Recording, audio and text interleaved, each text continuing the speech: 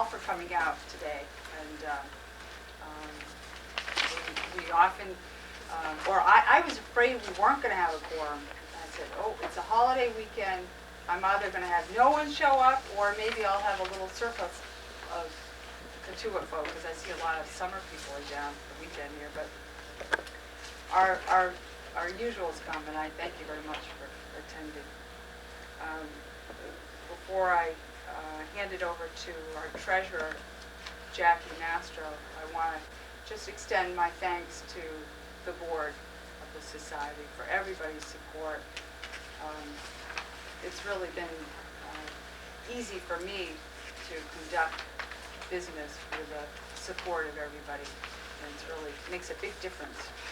And with our new slate of officers and directors, a couple of new additions, I look forward to working with everybody.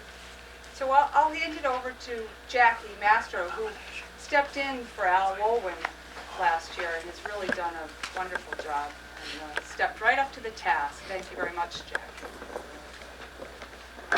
Researching your ancestors and genealogy. And I know very little about your background, so I'll let you tell us a little bit how you got interested and involved in this. Thank you. Thank you. I've got some things here in the box, and sit here,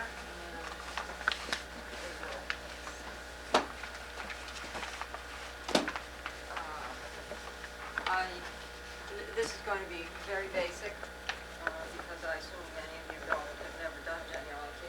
I got started doing genealogy when I was 10 years old because my mother had plates that had been handed down in the family with initials on them, and computer plates, and we finally traced them back into the 1700s.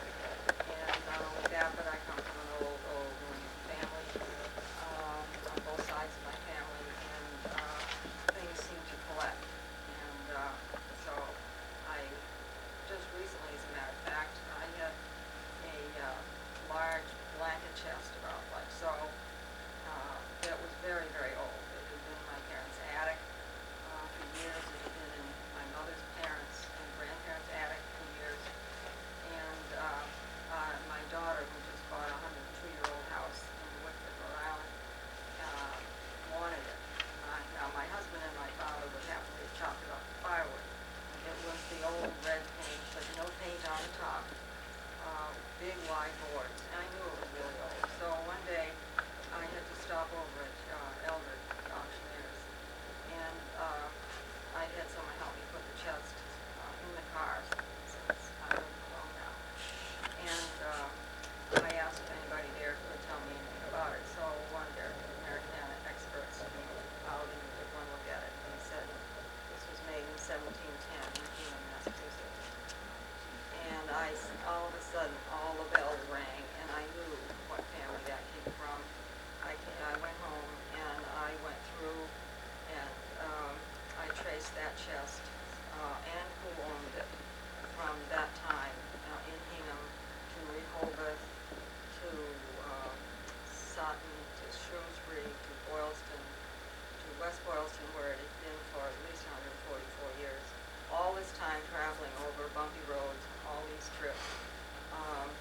Then when my mother died in 1963, went into our station wagon, went to Sudbury, where it stayed in my basement, down here, where it stayed in my basement, because it really is old, and it looks old. And so my daughter wanted it, and so now it's in Rhode Island. And for 9 generations, I traced that chest and know exactly who owned it and where they lived. And that was really exciting for me to finally figure out where that chest had been. So that's kind of how I got started doing genealogy. And then I'm a person who likes to do research, and I like to find out answers to questions. And so from the time I was 10 years old, my mother would tell me stories, and and I always liked history. And so, of course, history and genealogy are very much tied together. And newsletter editor of the South Genealogical Society. And if any of you become interested in genealogy, I suggest you join the society. It meets the second Saturday of every month, including summer. We have some wonderful speakers, and we're a very friendly, helpful group. We have workshops so that we can help people. And on Tuesday afternoons from 2 to 4 at the Falmouth Library, which has a fairly good genealogical collection. We people can come in, and usually every Tuesday from 2 to 4, there are usually 5 or 6 people who come in off the street and want help with their family. Genealogy has become the fastest growing hobby in the United States. And as newsletter editor, these are some of the newsletters that I've done, and I try and make them the group has all kinds of different ethnic groups, so that I try and put in places where they can look for information, find more information.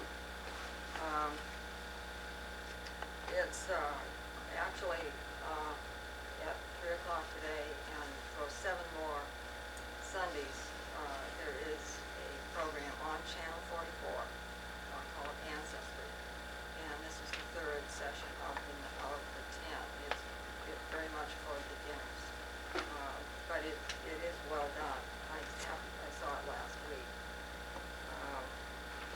There's also going to be a beginner's course in, I think, at St. Peter's Church in Osterville, either in February or March, and if anyone's interested, I can let me know and I will get you the times. People say, well, what do you do genealogy for? Why do you do it? Well, I told you a couple of reasons why I do it. But a third reason that I have done it is for medical reasons. My husband's family came from England. He had a big family. There was a big family over there. He was the only one born in this country. And I had no idea what my children might have inherited. And there are 4,000 or 5,000 different genetic problems that are handed down. And so that's one reason I wanted to find out about his family. So that got me started researching in England. And so I was talking to Jim Gould the other day, and he said that if anyone has Barnstable or Tuart families, he'd be glad to help them. So he wanted me to make sure that I told you that. How many here have Cape ancestry? Raise your hand. 1, 2, 3. Okay. The best places for Cape ancestry is Sturgis Library. Excuse me, Marge, could you speak up a little bit more? Oh, okay. I know I have a very bad speaking voice. Sturgis Library and the Nickerson Room are the 2 best places for overall genealogy on the Cape. The Sandwich Archives that Barbara Gill runs is fabulous. So is the Mashpee Archives, Bourne Archives, Eastham Archives. They're all very, very excellent. I'm working in the Barnstable Archives with boxes that have been in attics and basements for years and years and years. And we've got records that go back to 1775. And Barbara Crosby and I and 2 or 3 other people are putting them on computers, sorting them out. We're doing it chronologically. And there's just an amazing amount of interesting information. Barbara Crosby also at the Osterville Historical Society has a mountain of material that she's and other people are trying to sort out. So for those with Cape ancestry, there is a lot of good places to go and look. It's my hope that someday there'll be a database where all Cape Cod material will be put into a database from museums and historical societies and everything else. So those of you who have Cape ancestry, you don't have to go terribly far. The Eldridge Library in Chatham is a on the Cape for off-Cape genealogy, they have, I believe it was a private collection, I can't imagine anybody collected all these books, but they start from the Canadian Maritimes and go all the way down to the East Coast, Pennsylvania, of bookcases of just made families and with vital records all the way down to the East Coast, and that's only open 2 to 4 on Tuesdays and, I'm sorry, 1 to 5 Tuesdays and Thursdays. It's a private, it's part of the library, but it's in a private section. Where did you say that was, Mark? Eldridge Library in Chatham. Chatham? And it's got lots of Pennsylvania and other areas. Beside the Falmouth Genealogical Society, there is the Cape Cod Genealogical Society, which now meets in South Yarmouth. And they put out a wonderful bulletin 3 times a year, which is just Cape material. And they have members all over the country to get this Cape material. The newsletter that I do, as I said, is a variety of things, and that goes to other societies all over the country also. The other fabulous source to find genealogy is on the internet, and I don't know how many of you have internet, but if you don't, you should get it. It is fabulous. There are thousands and thousands and thousands of sites on the internet. I discovered that the whole census of Norway for 1801 is on the internet. Oh my gosh. The entire census. Now the internet, like a book or genealogy or anything else, there are errors.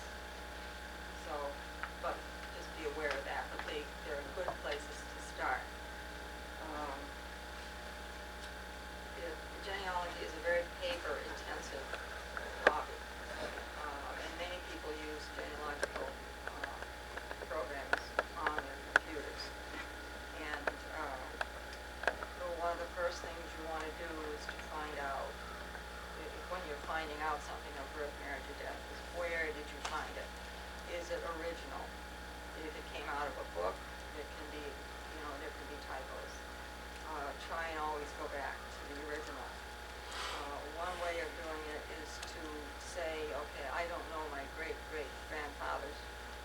I know his name, and I know where he was born. I don't know who he married or where he died. So you can take a sheet of paper and put his name on it and say, this is what I know about him. This is what I want to know about him. And this is where I can look to find out what I know about him. You find yourself buried in paper. You need to have a good filing system.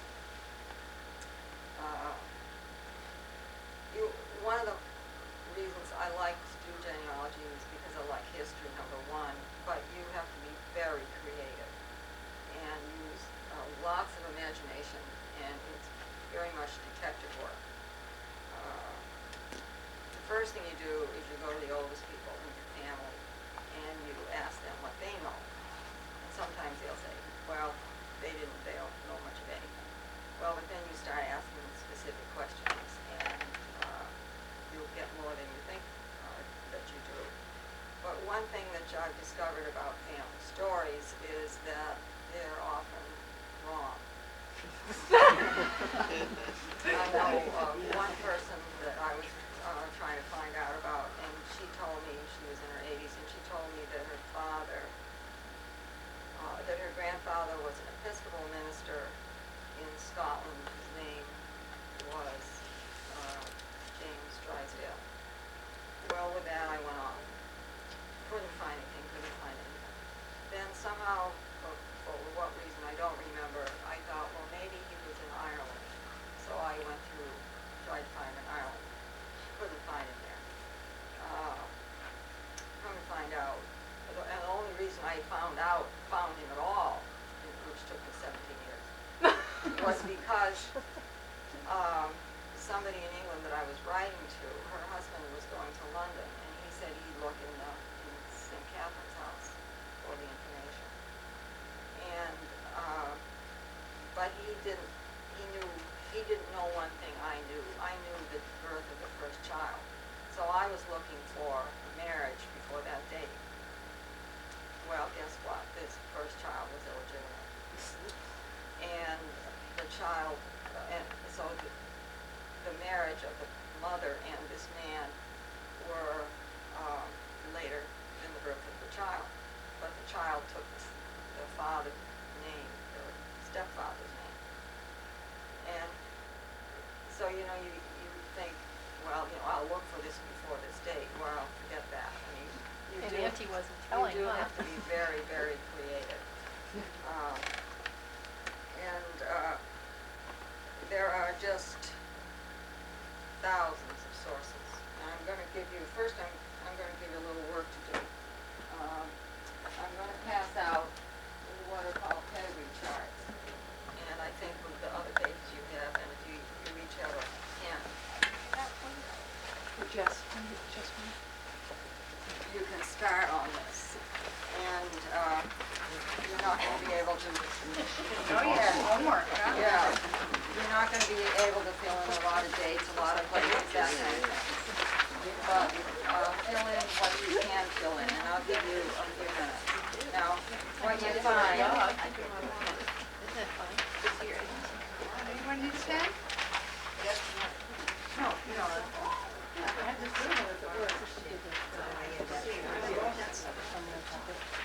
Okay, what you do is now I've got a line across the center, because these are going to be your father's family. I put a line across it so I could divide it so you can see. The bottom is going to be your mother's. You put your name on this first one here. And when you write dates, you write like this, 16 January 1996. You do it in that form, the numbers, the month, and the year, and make sure that you use all 4 numbers of the year, because you're going to be going back into the 18, 17, 1600s, and pretty soon we're going to be in 2000. And then you can see underneath it, when were you born, where were you born, when were you married. You're not dead yet, so you can't fill that one in. And where, and then who you married. So when you do that, then up here, you are going to be number 1 on the sheet. Sounds out. No. You're going to be number 1.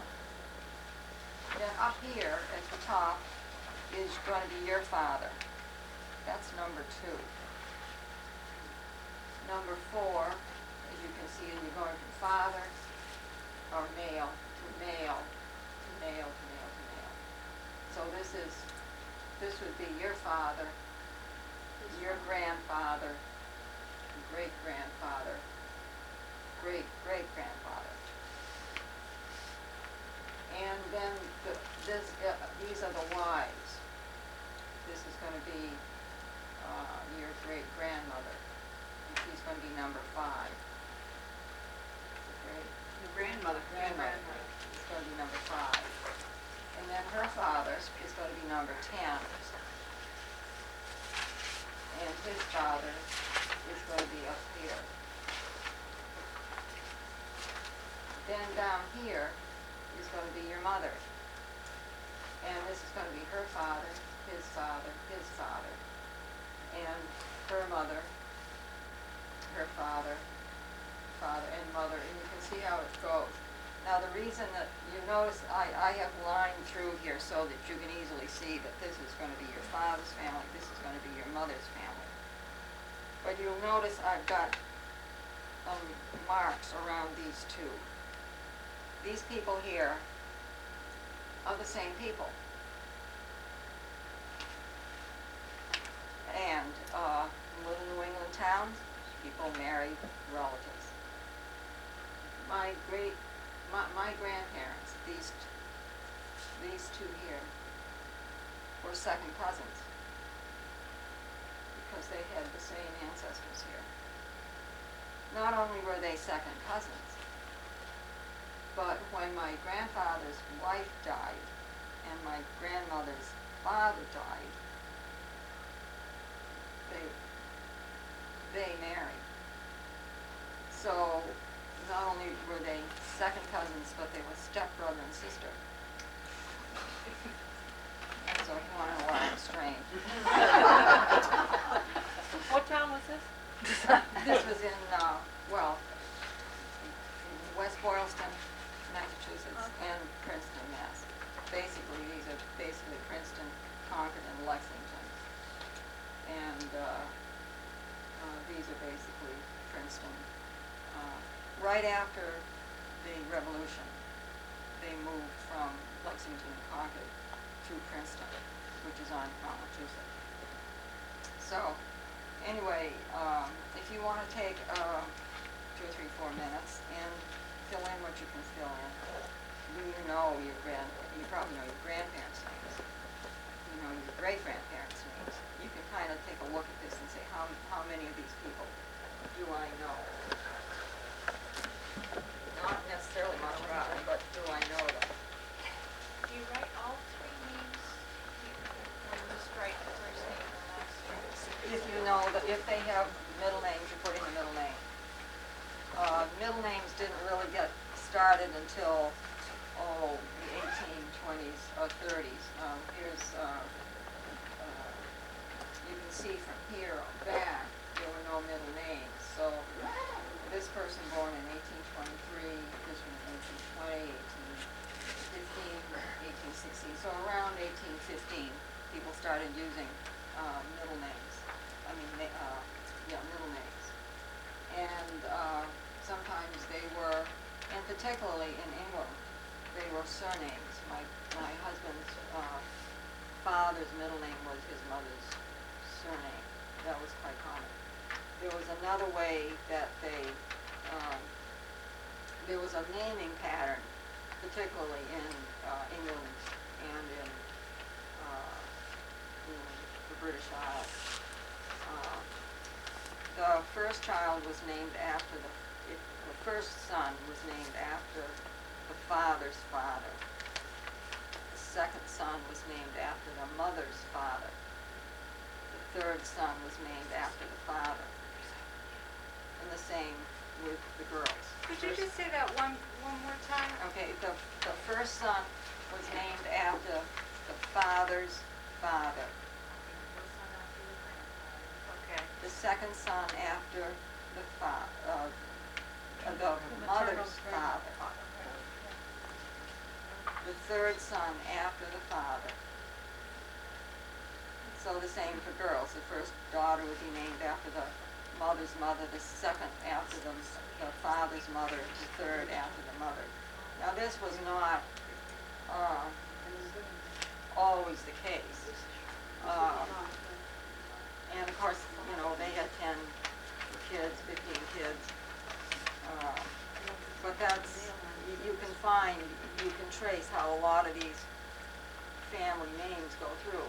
And particularly when you get into Irish genealogy, that's one of the very difficult things in doing Irish genealogy, is the fact that the names are so common. I mean, how many Joseph Kennedy, how many Margaret Sullivans are there? I mean, they were just named after other people, and it makes it very. You wish you could find somebody whose name was Pocahontas or something that you could easily trace, but that usually isn't the case. So when you have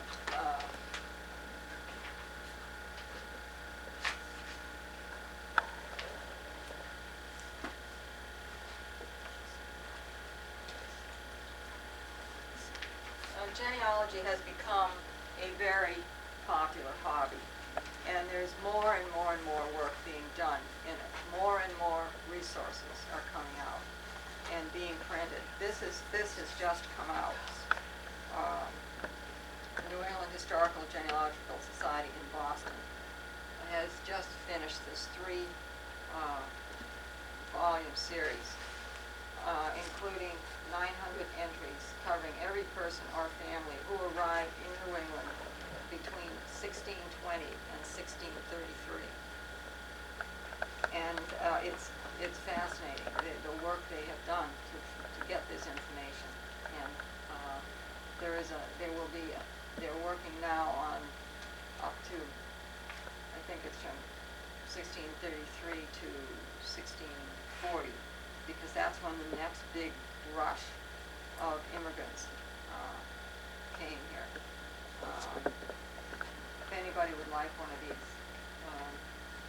this one belongs to the society and this one is mine. But anyway, it is incredible information, what has been found. And there are people in England searching now all the time for and copying records. So, Marge, is that volume in the Sturgis Library? Or yes, any library? Yes, these 3 volumes are at Sturgis and they are in Falmouth. And the problem with Cotuit, of course, is that there isn't much in Cotuit. There is some Cotuit genealogy downstairs. There's Otis's, Barnstable families, and there are a few books. This one is the only book that is in the Cotuit Library, How to Find Your Family Roots. And it was printed in 1977, which was almost 20 years ago. And what has happened in genealogy in the last 20 years really makes this quite outdated. However, there is a lot of good information in here. And it goes to every state where records are kept. Of course, some of them have been changed since this time, but it's a good place to start. And then also in Africa, Asia, Poland, Australia, New Zealand, islands in the Pacific. And as you may or may not know, the Mormon Church, part of their religion has been to go and find their ancestors. And in Salt Lake, in the mountains out there, is a big cave. And in it is over 50 million names on microfilm. That they go all over the world. And they microfilm all the records. And you can get those records in Dartmouth at the LDS Church or in Foxborough. Those are the 2 closest places that you can get them here. And that's where I got my husband's family from the 1850 or 60 census of England. It cost practically nothing at the time. It was about $2.50. You can use their libraries for free. They're the most generous people I ever ran across, with both knowledge and cost. And you can go to either of those and order the films that you want to look through. Now, reading microfilm is not exactly the most fun thing that you ever want to do. I can stand it for about 2 to 3 hours, and then my eyes just, I just can't. I have to take a break. But more and more things are being put in books and on the internet. You can plug into a site on the internet. In fact, I did it the other night. I was looking for an ancestor of mine whose name was Hannah Hale, and she married a Lewis Hubble. He came from Newtown, Connecticut, so I assume she lived probably near there. So I looked on the internet for anybody looking for Hales in Connecticut, and I emailed them. There were about half a dozen. And so I just sent an email and said, I'm looking for Hannah Hale, who married Lewis Hubble, and they were, I think, both born around 1755. Do you have any information that can help me? And the next day I got 2 replies. Unfortunately, neither one of them could be tied into my family.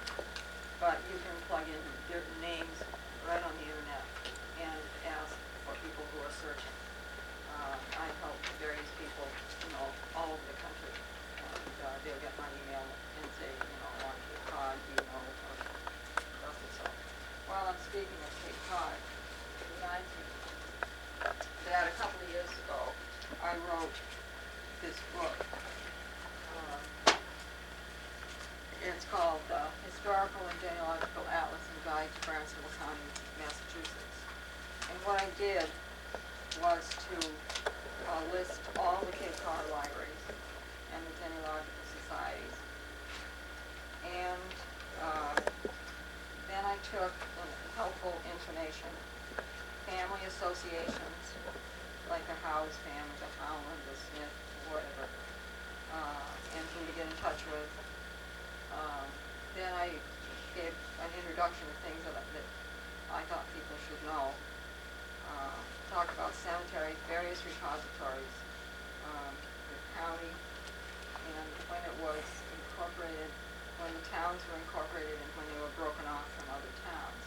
Because you might say, well, gee, you know, my ancestor was in Dennis, why can't I find him in Dennis? Well, Dennis was part of Yarmouth, so you better look in Yarmouth. So I did a synopsis of each town on the Cape, and I started out with the early families, a very brief history, and I started out, wrote alphabetically with Barnstable. My problem with Barnstable is that Barnstable is one of the 4 original towns, and it's the only one that has not been broken up into other towns, although this was tried many times in the 1800s. There were a lot of town meetings where people were sure that Barnstable was too big and should be broken. And it never went through. It missed by a few votes a number of times. So anyway, Barnstable has 2 pages, but the rest of them have 1, plus a map on the opposite side. Now this is Bourne, for example. And then I made a map. My daughter is the manager of a cartography lab at Clark University, so she gave me her Adobe Illustrator. Oh boy, did I have fun with that. And don't ask me to do it now. So what I did was I did a brief history, a very brief history of the town. I put in the churches, because that's where you can get records. The cemeteries, I listed all the cemeteries, and I hope I got all the cemeteries on Cape Cod. There are Indian ones that nobody is certain of, but I think I have listed, or at least tried to list, every single cemetery on Cape Cod. The businesses, what kind of businesses were there? Along what's now the canal was a company called the Keep Car Works, and it was about a mile long, all along the canal. And it made the Conestoga wagons that took people to Oregon and California. And it made wheelbarrows, and it made what was called 40 and 8 railroad cars. They were bought by France during World War I. I guess they held either 40 men or 8 horses, or 40 men and 8 horses. I never did quite figure that out. But anyway, there's been a lot of businesses here on Cape Cod at one time or another. So I have given some of the businesses, and then I talk about the Bourne Historical Society and Archives, and then I give a few of the old buildings, and with almost no exceptions, I have included buildings that you can get into, not private homes, because I thought people might not like that. So I've got the town offices, town hall, phone numbers, also like in Bourne, your Tuxet Trading Post, Mass Maritime Academy, for example, like in all the cemeteries. So I did that. This one extends. And so I did that for all of Cape Cod. And I put the area, the population, and when it was founded. And then there's a bibliography in back. And I'm donating all the proceeds to the Falmouth Genealogical Society for a book fund. So if anybody is interested in any of these, they're $14. And they're good for not just genealogy, but if you have people that come and visit you in the summertime and you kind of run through your supply of places to go and places to take them, this is a great thing to take along and say, okay, this was built then, just, give them an idea of something other than, heritage plantation, and Scargill Tower, things, the real touristy things. So you can find an awful lot more stuff in here. So I brought a few of those. If anyone is interested in them, the money will go to Also, since I'm talking, and she asked me to bring it, I wrote this book, H.M.S. Somerset, 1746 to 1778. It's the life and times of an 18th century British man-of-war and her impact on North America. This was the ship that Paul Revere rode by when he gave the alarm at Lexington and Concord. And I followed the life of that ship from the time she was built in Chatham, England, to her demise in Truro during the American Revolution. And I loved doing research. It was fascinating. So that one is here too. If anyone wants it, it's past 14 also. So now that you've filled that out, I'm going to tell you some places where you can get source material. First off, as I said, talk to parents, grandparents, aunts, uncles, anybody that's alive, and ask them questions. Where did the family come from? Why did they come? We all came from some other place. Does anybody know why they came? Did they come because of the Irish famine? Did they come because of the Jewish pogroms in Russia? Did they come because they didn't want to go into the army? Were they kicked out of their country? One of my daughter's best friend's grandfather came from Russia, and I guess he wasn't wanted in Russia because he changed his name, and nobody could ever find out. Nobody could never tell why he left Russia or what his name originally was. And so as far as doing genealogy on that side of the family, that's unfortunately out the window. But the interesting thing I find about doing genealogy is not just, you want more than when they were born, where they were born, who they married, when they died, that kind of thing. What you want to do is flesh them out. Who were these people? Who were your ancestors? What did they do? What were their lives like? And you can get that information from, as I say, family stories, and there's usually a grain or two of truth in the family stories. But everybody kind of likes to upgrade their family stories, so you do have to be kind of careful. You hope to get the birth, marriage, death certificates. Now the problem with the death certificates is that they are given not by the person who died, obviously, but by somebody close, usually close to the person. And they may not know the information. They may not know a man may not know his wife's mother's maiden name. They may think she was born in wherever she wasn't. So death certificates are a little suspect, so to speak. But they are good to find the cause of death. And usually the cause of death wasn't the only thing that the person had wrong with them, but it does give you kind of a medical history. I know I was helping a friend trace her husband's family, and they had come from England. And we found, and she had about 6 or 7 children. And so we started going through the children's death certificates, trying to find out where was the mother born. Well, we found on the different certificates that she was born in Scotland, she was born in Manchester, England, she was born in Fall River, she was born in New Bedford, and we found, I don't remember how we found it, but she was actually born in Ware, Massachusetts. And her father had something to do with textiles, and we think they came from Manchester, which is a big textile area in England. And maybe he was selling textiles, and maybe they just landed in where, and she went into labor and had a baby there. So you can really run into some very interesting situations. Cemetery records, well, the older cemeteries, you really don't know who's buried there unless they have a stone. And I've been told that only 5% of the people had stones. Stones were expensive, and they were carvers, some very well-known carvers.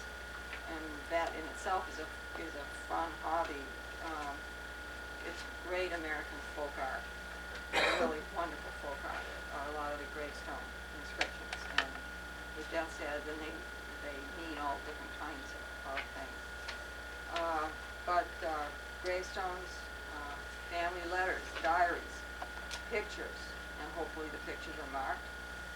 And then the next best thing, which I'm going to pass out, I think, are census records. Censuses were taken in this country from 1790, to the present. But until 1850, they really were not too, they would give the name of the head of the household and how many females under 15, how many over 15, how many servants, how many whatever. But they didn't name everybody in the household. But in 1850, they gave the name, the age, the sex, the race, whether deaf, dumb, blind, or insane, or idiotic, value of their real estate, their occupation, their birthplace, whether married within the year, school attendance, literacy, whether a pauper or a convict. And then in 1850 there was a supplemental schedule for slaves and persons who died during the year. So the 1850 is the first of the best census records. But look what you get when you get to, now the 1890 census was burned, unfortunately, burned in Washington, except for part of Long Island and a very few other places. You mean the whole country? Yeah, the whole country was burned. But listen to what you get in 1910. Now, you can get all the census records now through 1920. 1920 was released. They're impounded for 72 years. So, and you Why? can get applied for personal. Why 72 years? Because then they think probably a lot of people they're are dead? dead and nobody gives Okay. a hoot. Okay. Yeah. So, Makes sense, yeah. but look at what they get in 1870.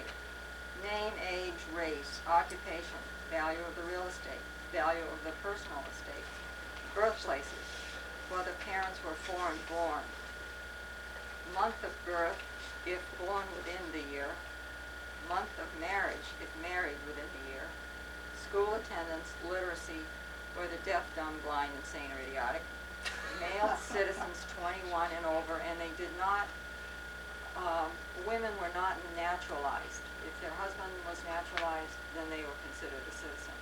Until, I'm not sure of the time, but it was sometime in the early years of this century before women could be naturalized. And number of such persons denied the right to vote for other than rebellion. This was right after the Civil War. There is one where it tells how many, this one, it will tell you how many living children the wife had. Other people who live in the family, and lots of times, there'll be a grandparent who lives with the family, or aunts or uncles. So that can give you another jump to another generation.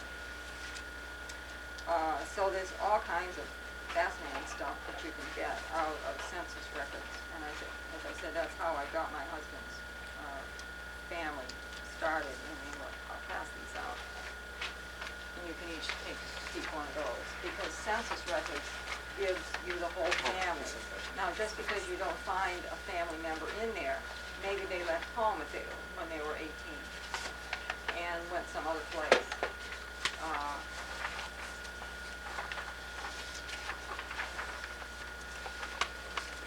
Another thing that you hope to find if you if your family hasn't been here terribly long, is naturalization records.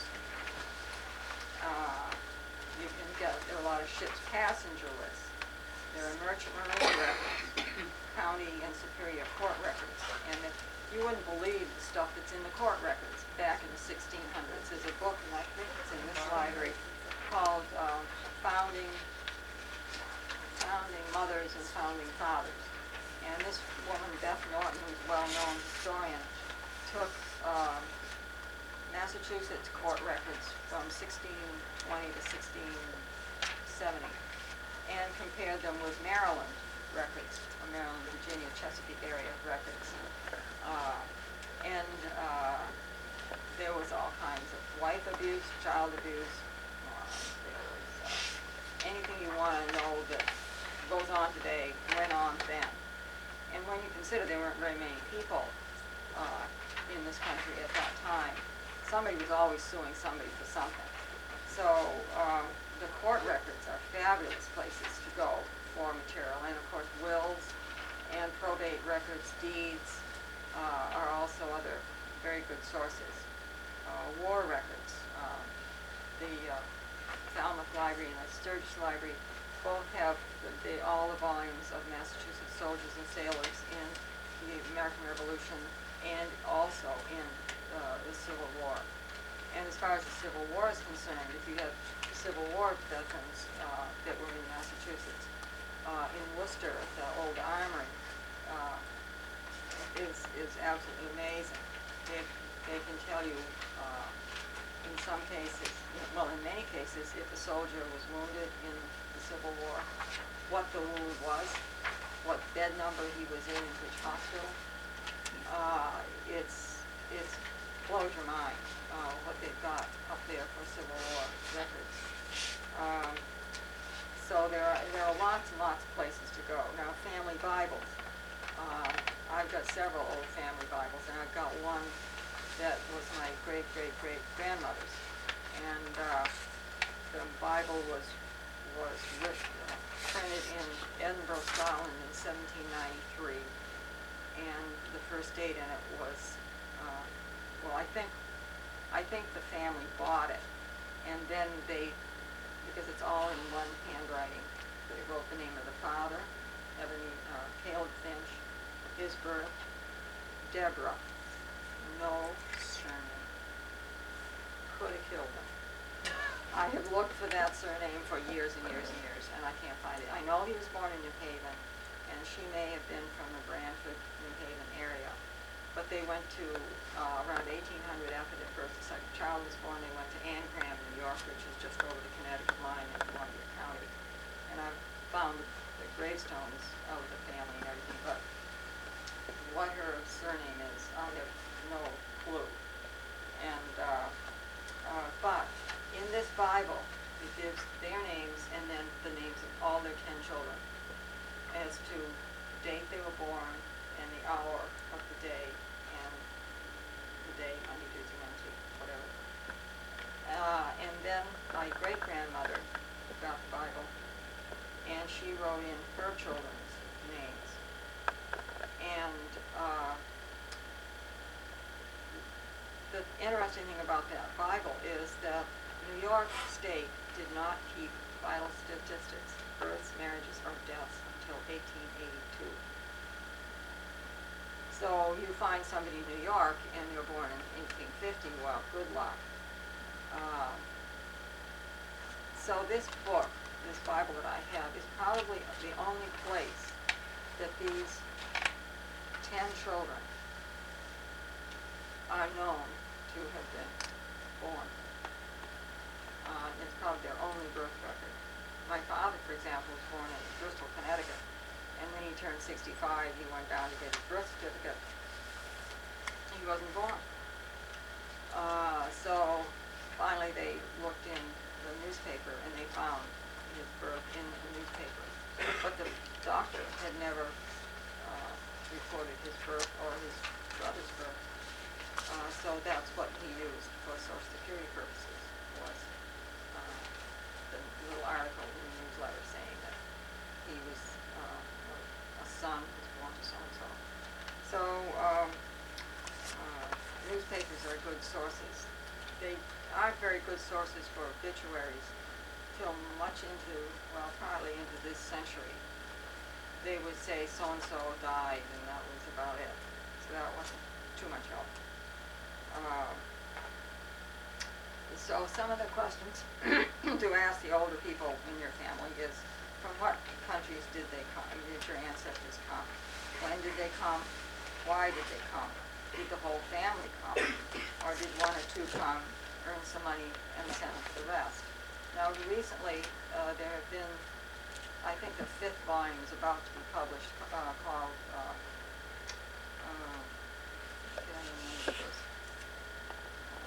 it's called Missing Friends, but there's 2 words, The Search for Missing Friends.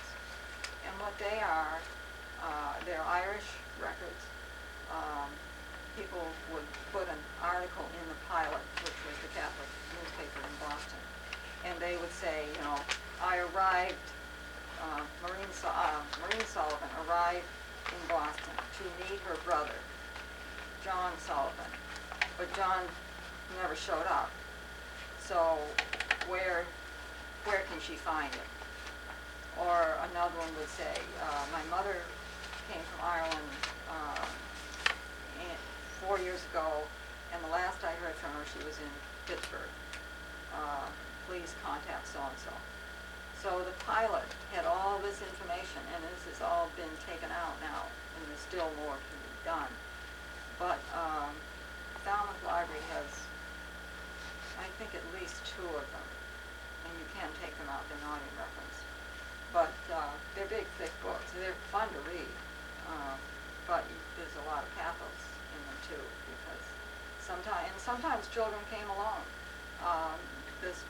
This chest that I was telling you about belonged to a man who was born in England in, I think, it was 1665, and they wanted some servants over here. So they would go around mostly the seaports in England, and they would just grab these kids right off the street and sell them to the ship captain. And the ship captain would bring them over here, and then he would sell them to somebody who wanted servants. And this boy was 10 years old. Some of those records had been published. Most of those kids went to Barbados or Virginia, but there were about 163 that came to New England. And this ancestor of mine was one of those. And his name is there, and who he was servant to, and this man bought another child as a servant also. So there's more and more stuff being printed and coming out. So another thing is, what do surnames mean? What does your surname mean? Usually it was from an occupation. Sometimes it was from the way you looked.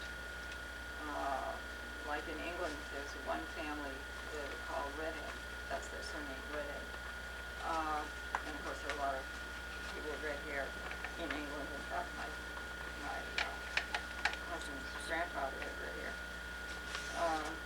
That's another interesting thing as to what kind, barber. You can think of all kinds of carpenter, whatever, or somebody lived near a stream, or a location was another good way to pick up a surname. The surnames didn't really come into existence in England until the 12th century, sometime about in there. Did they stay with their own ethnic group? Lots of times groups came together, families came together, and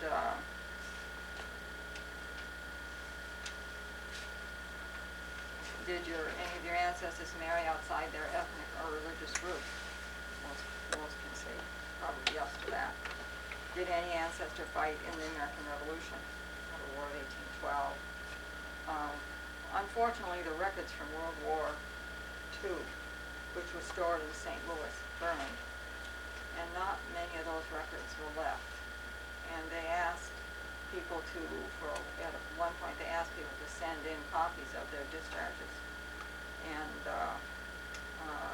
then they stopped it for what reason, I'm not sure. So anyway, I think I've probably taken up enough of your time, and I will pass these around. These are some sources for obtaining genealogical information. Does anyone have any questions for Marg? Yes. The big volumes that are in that brochure you have lying on the floor there. This No, one? the top sheet there, on the floor, right on top. Oh, this one? Yeah. Oh, right, yeah. They're in the Sturgis Library in the Falmouth Right, Library. and they'll also be in Eldridge Library, I'm sure. Would they be useful to anybody if they were in the Detroit Library? Or aren't there that many people in Detroit? I don't know how much interest there is in genealogy. The bad part about the Detroit Library, well, as far as I'm concerned, is that they've got all the Cape Cod stuff down in the basement, and all the family stuff is down there too, Cape Cod family stuff.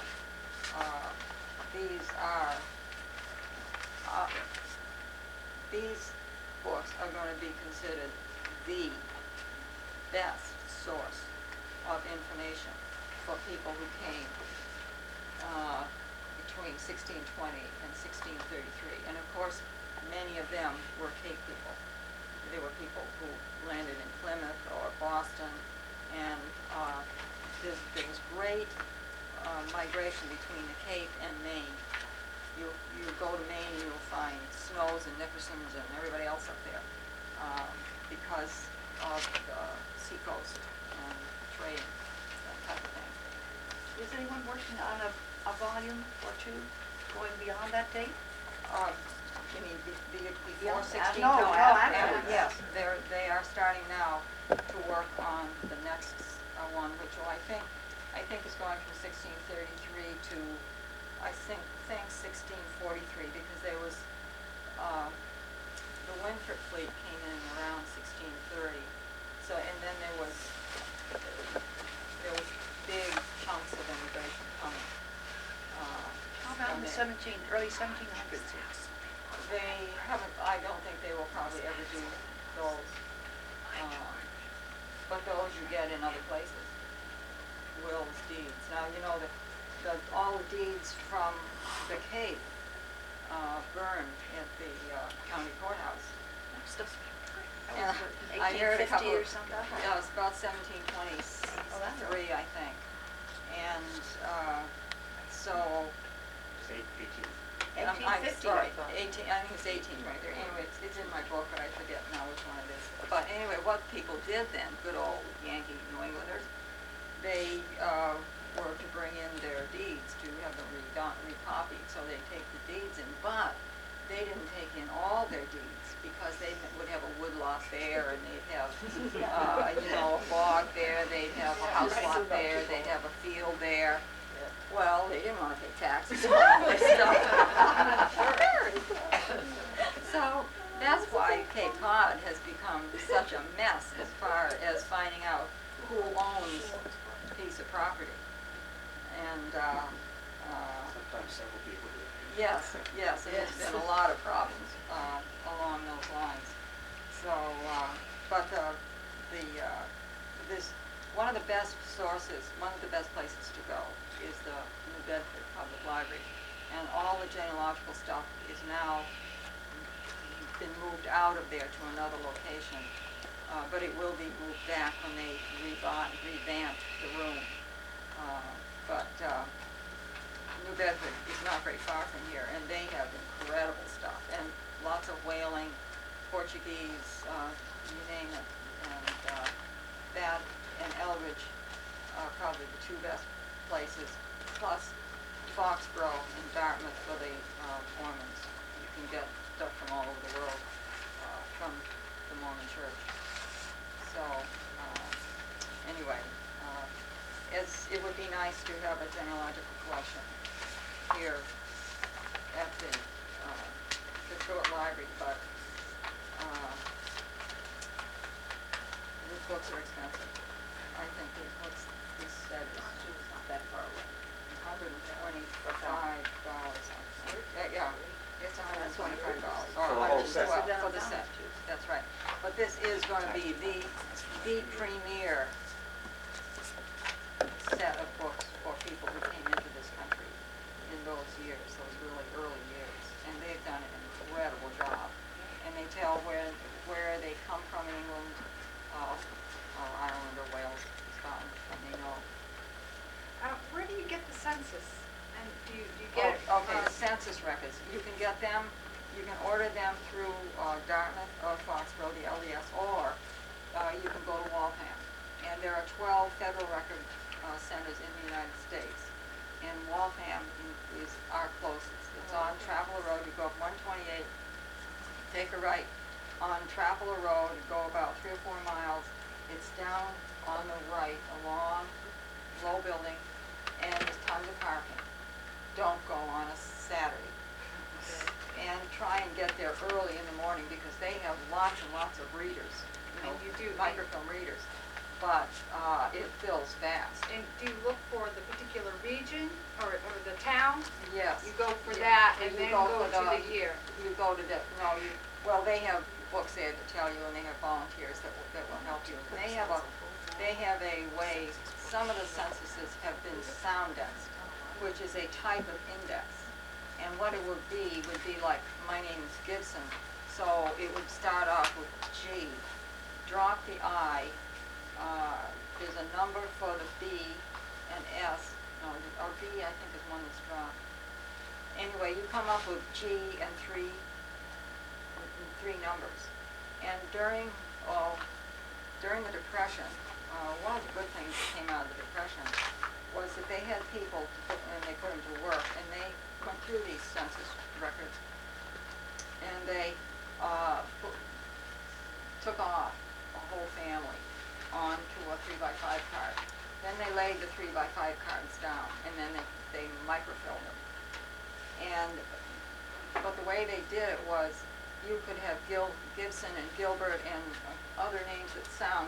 They call it a soundex system, and you can find them that way. And of course, the other thing you have to be very concerned about when you're doing genealogy is the way you spell names. Now you could say, okay, my name is Billing. Well, I'm not related to this guy whose name is Billings.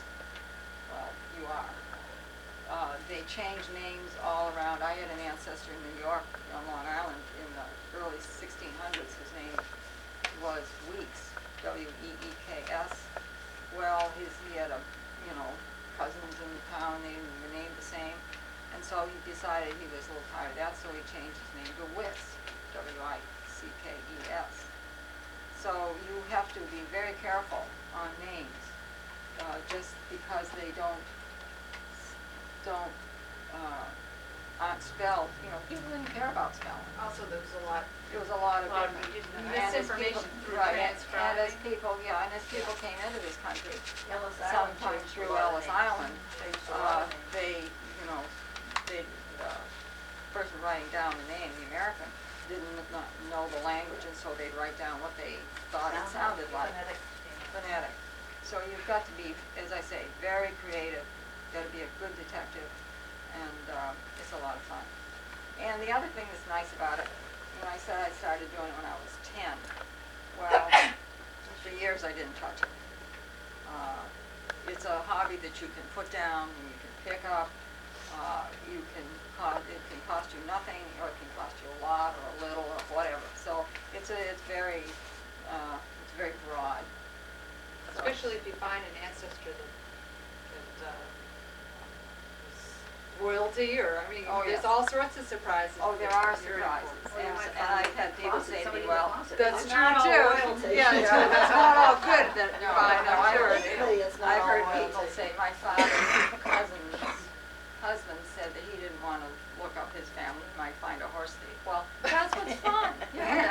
We're all humans, and we can't expect our Look at the ancestors. herbs sometime. Yeah, that's right. I want to find horse thieves. Oh, mercy. I thought they were lawmen. What are you saying? Well, No, that was just Wyatt. Also on the internet, I found all of the Jesse James gang, and I found all the men who died at the Alamo. They It's just tons of information out there. So,